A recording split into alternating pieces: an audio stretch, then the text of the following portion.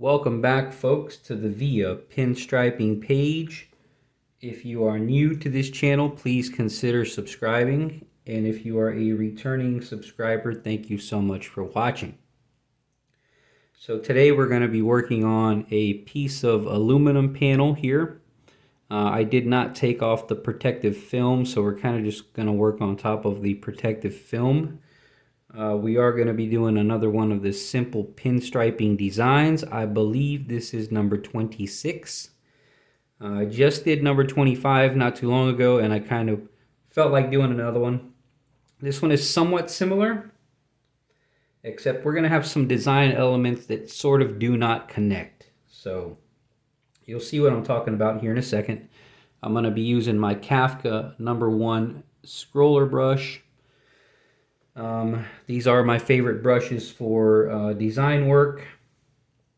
I just recently was able to knock out a Volkswagen Carmen Ghia, I believe they're called, with no issues, and I used this for the design on a hood, on the trunk, and on the sides, and it worked out great.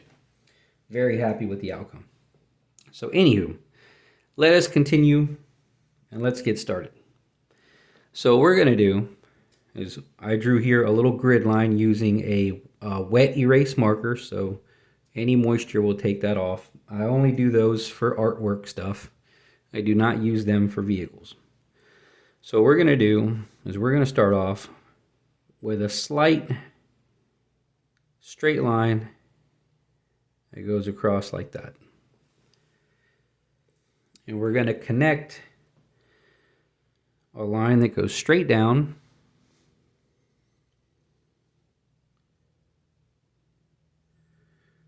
as such. Going somewhat at a tapered angle, but not too hard.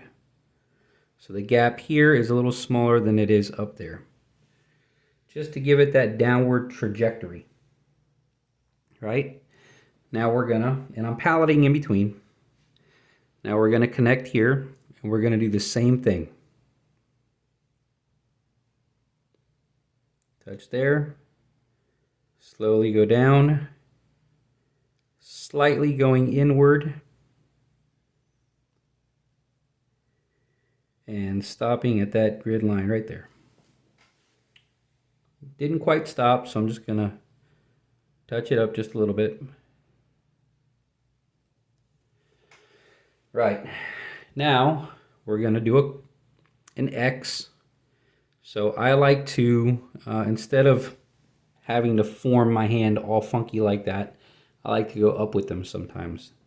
Whatever's easiest. Whatever's the most comfortable for the hand. And especially with the camera being in my face, you know, I'd rather not try to attempt that at the moment. So I'm just going to make an X like so, crossing the line right in the middle. And that's where these center lines, really the center lines are most important. The grid lines are helpful for distance, but the center line really keeps you dead center. So where you cross, you really want to try to hit right in the middle, if possible. Now, we're just going to give it a little point. Start here, go all the way down to the center, and stop. And I understand that camera's probably not picking that up too well, so let me just adjust that down. Right? Same thing here, we're going to touch down right here lightly. Try to keep the same consistency, same angle, basically the same line. Right. So there you have it. That is the centerpiece to your design. Now we're going to continue outward. You always want to work from the middle outward. And being that I am right-handed, that means I'm more than likely going to brace my hand on this side, also using my other hand in various ways. But basically my hand's going to be sort of touching here, so I want to work on that side first. Because if I work on this side first, there's more of a chance of me putting my finger in it. Right, so now what we're going to do is we're going to kind of start a line right here, a little bit off center from this grid. So that's the center. We're going to start a little bit off center. And we're going to do a line.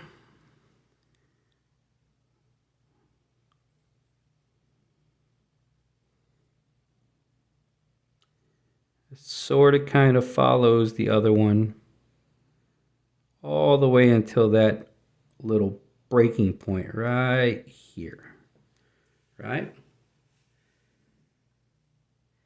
I'm sorry that the grid lines are so thick. I'm trying to use a dark color so that way you can still see the pinstriping okay, right? So now we're going to do another one, not starting directly in the middle, just a little bit off. And we're going to do the straight line that is sort of tapering inward. That there's a little defect there in the film, so that's why you saw it move just then. I hit a bump. There's a bump right there. So my apologies on that bump. It's like a scratch. I can't even really get it to go straight because it's like it's wanting to take a slope. Anywho, disregard that slope. Pretend like that's not there.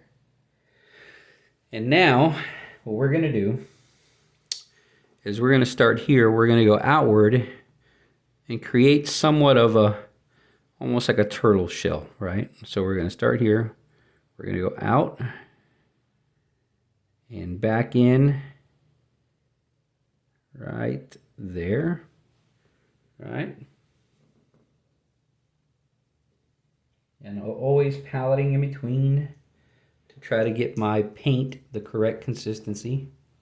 I'm going to aim my camera just a little bit up so you can see what I'm doing. Right. And we're going to do the same thing here. And keep in mind where you crossed. I crossed right there, sort of in the middle. Went out, started coming back in, and cut down right here. So you try to look at those focal points with your grid to give yourself an idea of your slope, how far out you went, and when you started coming back in and where you stopped. That's where the grid helps. Some folks don't need grids. I still need a grid. I have a damaged right eye.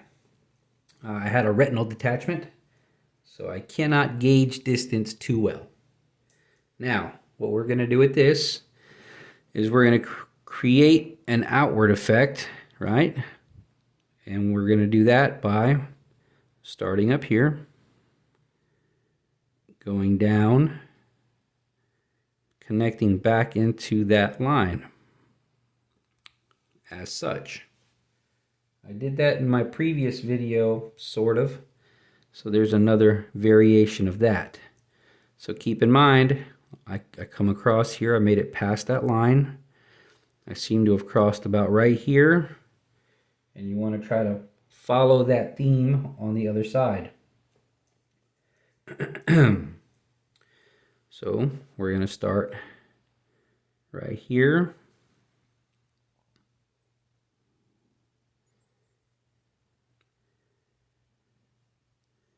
Go down. Try really hard to create that same arch. Right? There you have it. Now what we're going to do is we're going to connect this line all the way to this one. And this line all the way to that one. There's many ways you can do it, but we're going to try to do it in one nice swoop.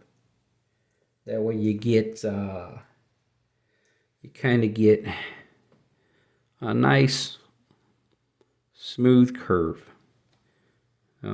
Paying attention to where it's at. That way I don't overshoot it. Because my hand is completely covering that up at the moment.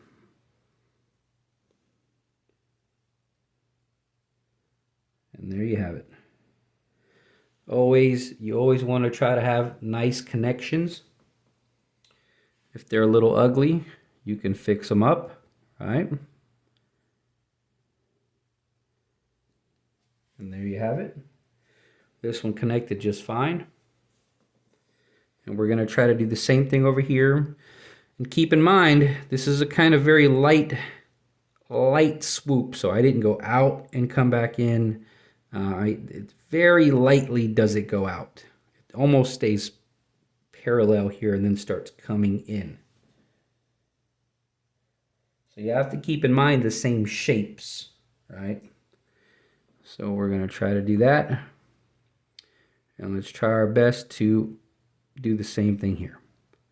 Slight out and a nice long swoop coming back in. I feel like I came in a little too tight, but it's not too bad. I should have, you know what? Let's fix it.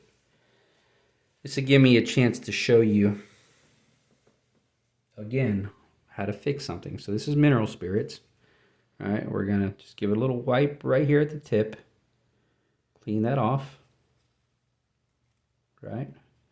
We're gonna go upward and try to wipe that off. And just clean off the excess. You can also use some isopropyl alcohol for this. If you don't have mineral spirits, I mean, that's what I reduce with, but I believe you can also wipe things off with alcohol. So let's try that again. And let's try to get the swoop right this time. I feel like I cut in a little too much. And when you got these big shapes that really determine on them being correct, you can really tell the difference. So you really don't want to cut any corners, really on any of it. You know, the general public might not see a slight defect like that, but you want to take pride in what you do, right? So if another pinstriper sees it, you want them to be impressed. So let's try that again. Paletting in between. I'm going to go out slightly and try to continue that swoop. Right, this is looking already a little better. Right. Touching right there. Now, that to me makes me happier because I know it's more correct. Now, we have an element in the center. We have an element here and an element here, and they do not touch. And that's fine. There's a lot of different ways to do pinstriping. So this is one way of doing some designs that are cohesive together, but they do not touch. Now, just to extend it upward a little bit, we're going to do something like an egg shape, right? So we're just going to start in the middle. We're going to go out, back in, touch in the center, and lift up. I will say, when I first got started, just lifting up was like the hardest thing. When I first got started, just not having that blotch at the end was so hard. But that also comes not just with practice, but having the correct paint consistency and the correct paint load. You don't want to overload your brush. You don't want to underload your brush. So, okay, now we're going to try to create the same distance and the same shape. Mirror image, right? And we're going to press right there. And there you have it, folks. With the exception of that little scar that I can't really get over. That is the simple pinstriping design. Now you have an element here, an element here, an element here, and an element here, and they do not touch, but they still look like a cohesive thing. Again, with these designs, you could do so much with this. You can extend it.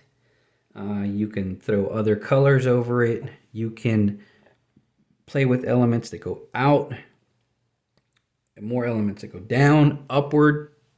It seems to be that a lot of folks like to go downward, down all the time, you know. And I kind of like the idea of things almost looking like they go up. I remember, I think his name is Dallas Prophet. My buddy, shout out to Dallas. He's now doing a lot of tattoos.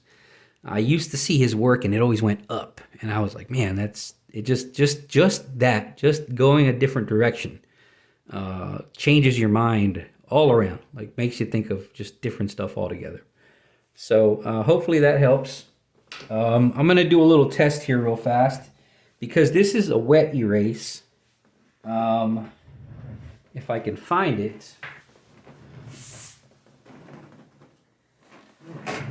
We'll see what happens if I put a little Windex on here and see if maybe the grid will go away on its own, right?